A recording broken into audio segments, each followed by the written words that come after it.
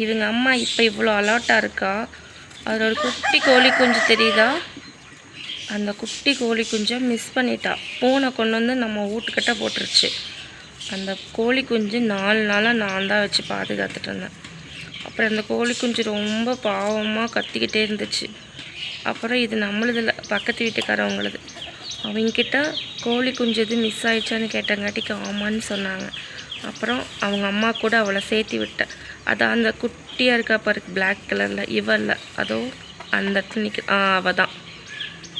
இவ தான் அந்த 4 நாளாக நம்ம வீட்லேயே இருந்தாள். சரி சேட்டை, துரு துரு துருன்னு. நாட்டுக்கோழினா இப்படி தான் இருக்குமோ. நல்ல பிள்ளை. எவ்வளோ பேர் மேடாக்கா பாருங்க.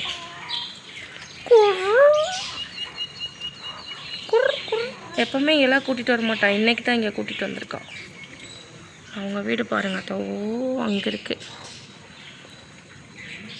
அந்த பச்சை கலர் கட்டடம் தெரியுதா, அதுதான் இவங்க இந்த கோழியோட அவங்க வீடு.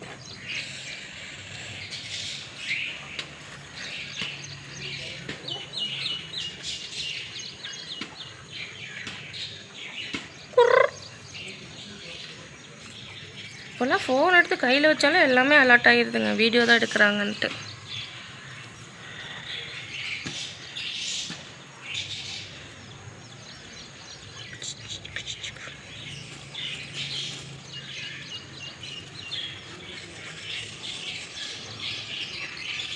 பா பா பா,